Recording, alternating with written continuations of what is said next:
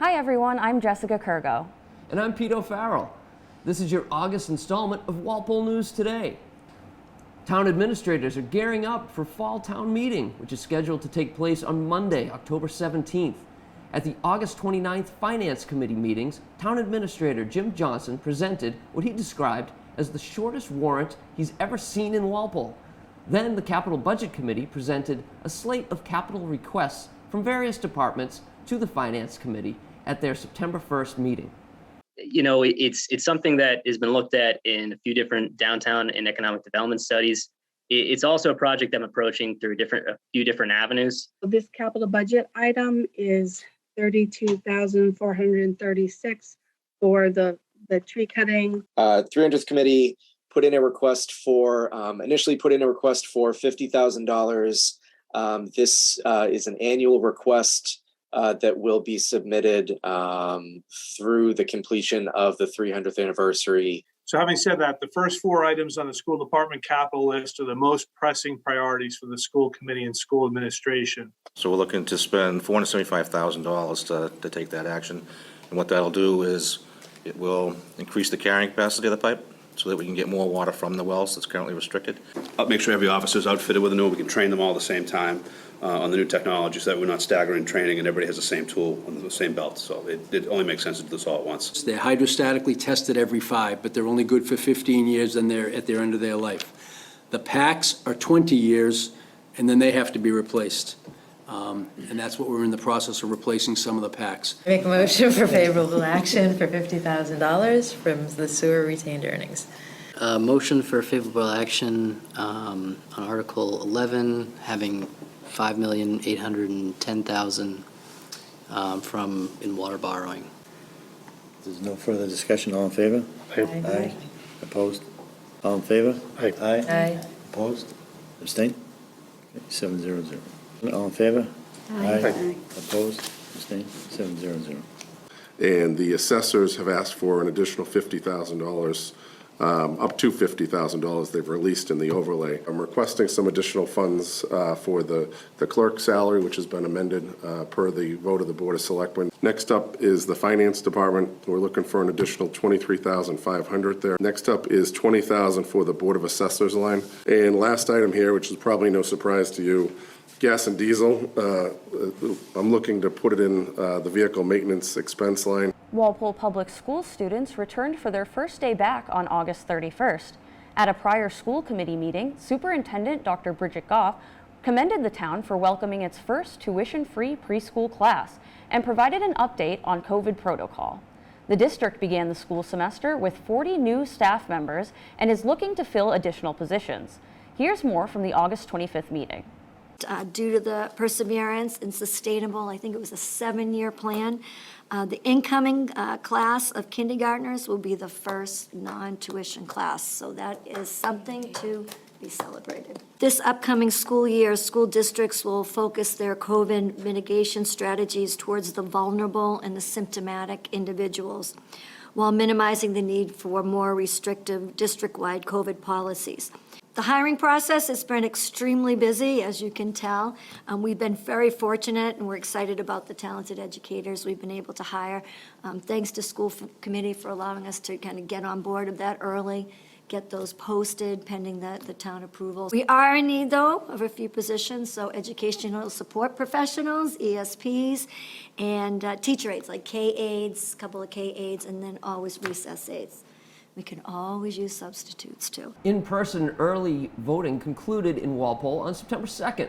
The last day to register for the November 8th Massachusetts general election is Saturday, October 29th. Additional voter information can be found at the town clerk's website. The Select Board continues to chip away at the town's allotment of funding from the American Rescue Plan Act. At their August 23rd meeting, the board approved a request for $1,475,000 to address 2 different water and sewer infrastructure needs. Here's more. And we did request the Willis membrane and the raw water transmission lines. Those are our 1 and 2 projects. Some of these, they have the lag times of engineering study before implementation, so it's good to get them pre-funded so we can get them on the track. and I hate to think of it this way because I don't really mean it this way, but I feel like I owe you that sum based on the commitments I've made to you, publicly. So the $350 for the meters seems to me to be a reasonable offset to do 96, and it's something that we need to do. I move to motion to direct the town administrator to submit a request to the county to release $1,475,000 in ARPA funds to address the following water and sewer infrastructure needs: of Willis plant membrane replacement of $1,125,000 and the meter system components at $350,000. Seconded. You have a motion and a second. All in favor, please say aye. Aye. 5-0-0. Walpole's recreation facilities could use some modernization efforts, according to a recent study that investigated what upgrades would be needed to meet current standards. The study included Blackburn Hall, the East Walpole Library, the town pools, and Jarvis Farm. Here's more from Weston and Sampson's presentation to the Board of Selectmen. Just like many of the assessments we've done over the last many months, this is really step one in a process that we will use to look at prioritization of the work and setting our overall capital plan. We identified the site-specific needs and developed initial conceptual plan improvements and cost estimates, and then prioritized those improvements through discussion with the town. The 4 major takeaways for priority recommendations included replacing the aging pools and the support infrastructure, improving Blackburn Hall's accessibility and storage, complying with ADA codes at all of the properties, and developing a master plan for future use at Jarvis Farm. Right now, the pools do not meet safety codes and are obviously extremely old. It also needs an accessible route that's demarcated from the parking lot. Jarvis Farm, I think the biggest thing that came out of that was developing a site master plan. And this would be a public engagement project to get community input on what they'd like to see there. In my mind, the pools are going to rise to, a priority here, maybe more so than things like the East Walpole Library, which, while it needs some work, is nowhere near the priority that I see the other two. Yeah. At an August 29th Norfolk County Commissioners' public hearing, a number of residents spoke in opposition to the county's intention to lease a 9-acre property on the Norfolk County Agricultural School campus to Kearsarge Energy LLC for the construction and installation of 1 megawatt AC ground-mounted solar PV system for a period of 20 years at a rate of $31,500 per year, with a provision for a 1.5% annual increase in rent. County commissioners insist that the project, which has been in the works for the last 4 years, seeks to reduce energy costs, promote the development of renewable energy resources, reduce the county's carbon footprint, and develop a high school solar energy curriculum for the Aggie school. While a couple of people did speak in favor of the project, the majority of residents were concerned about the second growth trees that would need to be cut down in order to construct the solar panels. We had a virtual town hearing on November 19th, 2020, just like this one, but it was virtual, for phase 3 of this project. The response to destroying 20 acres of green space on North Street was overwhelmingly negative. Not to mention, this land is home to soils of statewide importance, and this was an evaluation done by the National Geologic Survey. This land serves as a classroom for our students. The haunted hayride is a staple, not only at Norfolk Aggie, but in the entire county. It has been around for 30 years and provided joy and camaraderie, not only for our students, but for anyone who is a patron. I'm the only person on this board who went to this school. These folks are supposed to be doing what's best for our school. The haunted hayride made $40,000 last year. That is far more than the $31,000 the county plans on making for the leasing the land.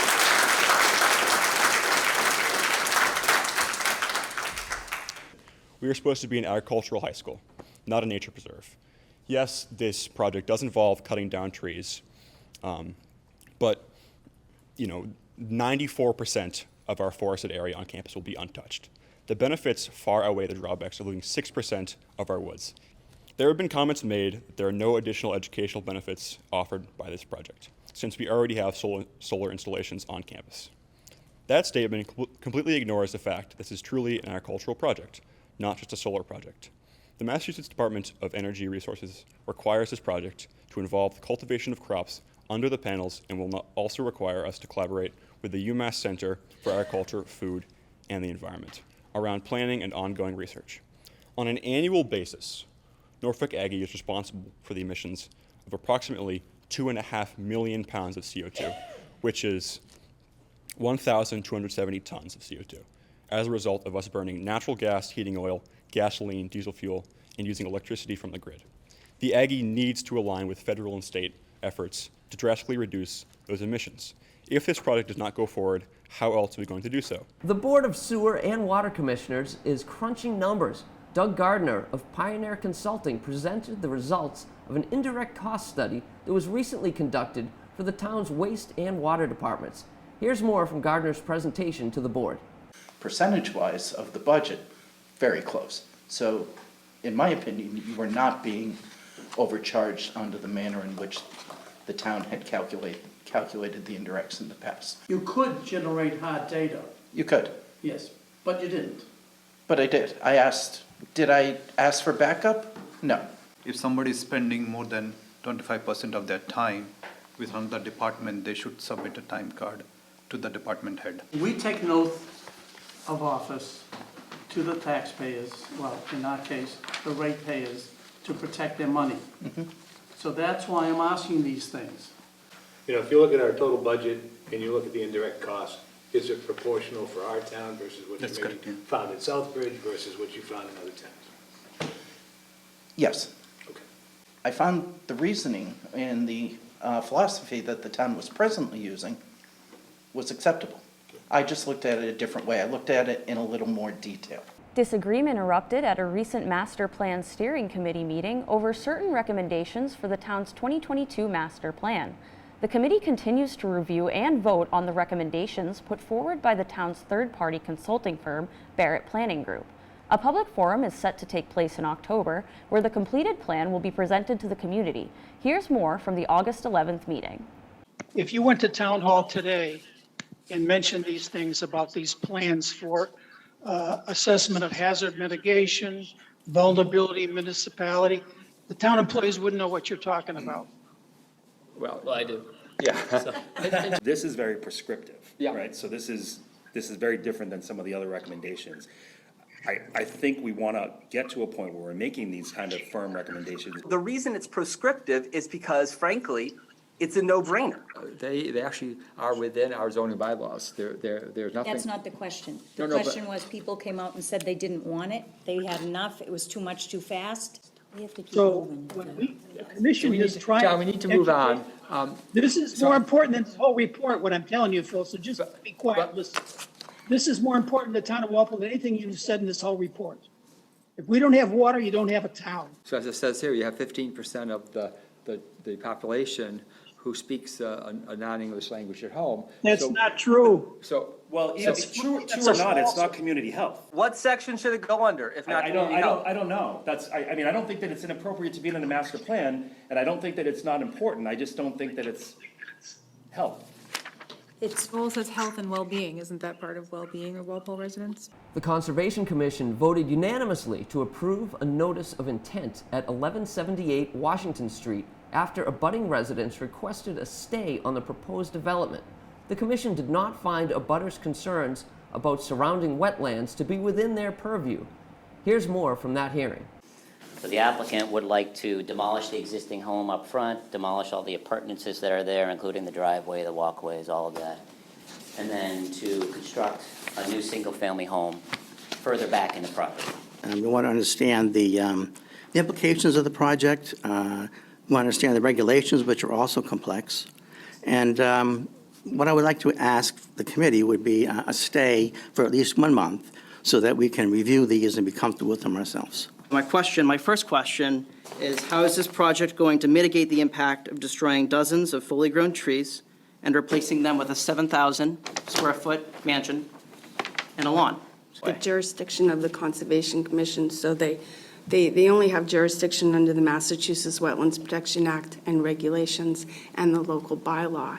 And so vernal pools are protected if they're in the wetlands. So if this proposal was to cross the wetlands, then the vernal pool information would be pertinent. Someone make that a motion? So moved. Second. All in favor? Aye. Okay, 700. Immunity is expected to be relatively low this flu season, according to public health nurse Trish Fisher. I sat down with her and Deputy Health Agent Megan Leary for more information about 2 public flu vaccination clinics that are scheduled to take place in October at the Council on Aging. Can you start by telling us what vaccines will be available at the clinic and who is eligible to register? Sure, we'll be offering the flu vaccine at our public clinic, and that's going to be for anybody ages 4 years old and over. The vaccines will be for children ages 4 years old through 18 years old, and then we'll have vaccines available for 18 and older. And then we'll also be offering the high-dose vaccine, which is for ages 65 plus. Our first clinic will be October 1st from 10 a.m. to 2 p.m., and this is for residents of any age. And then we're going to have a second clinic for residents 60 plus, and it's going to be Monday, October 3rd from 10 a.m. to 2 p.m. And finally, how can folks register for the clinic? You can find a link through the town webpage. If you go to the Board of Health page, there'll be a link through there. We also will have it in the town newspaper. We have flyers at the health department, and we will also advertise it on social media as well through Facebook. Summer construction work on the new middle school building went off without a hitch, according to a recent update from the Compass Project Management. Here's more from the School Building Committee's August 16th meeting. That what you're looking at here is the completion of the paving of the temporary bus lane. This is the temporary parking lot that is completed, and this is looking from the trailer looking back to the existing school. So it sounds like everything's going according to plan, no surprises. Everything looks good, at least in the pictures, and I drove by there the other day. Anything, unexpected or any shifts that have had to take place in the sequence or anything like that? I would go so far as to say things have kind of gone off without a hitch so far this summer, and we haven't run into anything that we didn't expect in terms of costs or anything like that. It's been pretty smooth. Hundreds of runners and spectators flooded Common Street for the 49th annual Labor Day Road Race. The town's long-standing tradition, which benefits the high school track program, took place on Monday, September 6th. Here's more on that story. Runner, take your marks.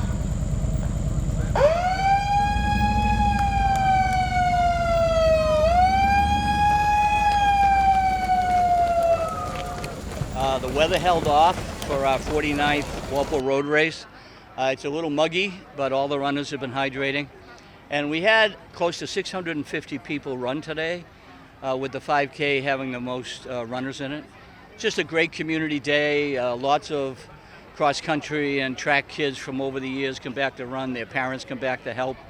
Can you tell me what it means to you to be coming back to your school and participating in this race and, giving back to the track and field program? Yeah, it means a lot. I see my old coaches, I see my old teammates. I actually had one of the kids that are on the team now come up to me, ask for my number, and get my coaches and college information so he could get in contact with them, and maybe I'll be collegiate athletes with him, which is cool. I like seeing everybody around. I know there's so many familiar faces. Everybody knows everybody. It's a good environment. I like giving back because the school, the team made me who I am today, maybe is the runner I am today, and I honestly owe it everything. So I like coming back here, yeah. Well, this is our 49th year, and every year, whatever we raise goes towards coaches' stipends, the assistant coaches, and we give away 7 scholarships to student athletes. And I think we might be one of the only programs that does that, so that's great. It helps fund uniforms, any equipment that needs replaced, so all things like that. And it's like I said, we're at record numbers right now, and next year's our 50th, and we're hoping to even double the numbers we had this year. So it's great. We've got tons of Walpole people. We've got people from Rhode Island, Connecticut. They come from all over. One of the races that are still standing 49 years later. This summer, the Friends of Adams Farm welcome community members to their Concerts in the Barn series. Funded by the Walpole Cooperative Bank, the series takes place at the Adams Farm Pavilion and features an afternoon of free live music performed by local artists. And the dreams that you dare to, why can't I?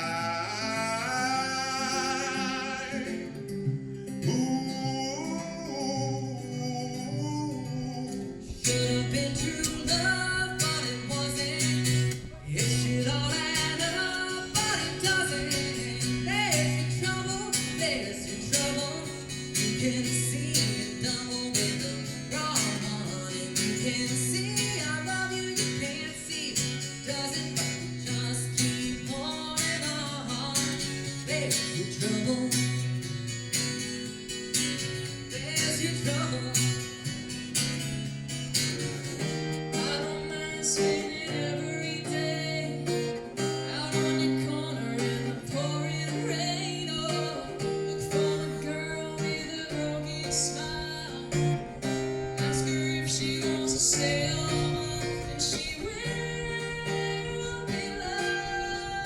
That's all for this month's show. Subscribe to our YouTube channel to stay updated on recent municipal meetings and more. For Walpole News Today, I'm Jessica Kurgo. And I'm Pete O'Farrell. We'll see you next time.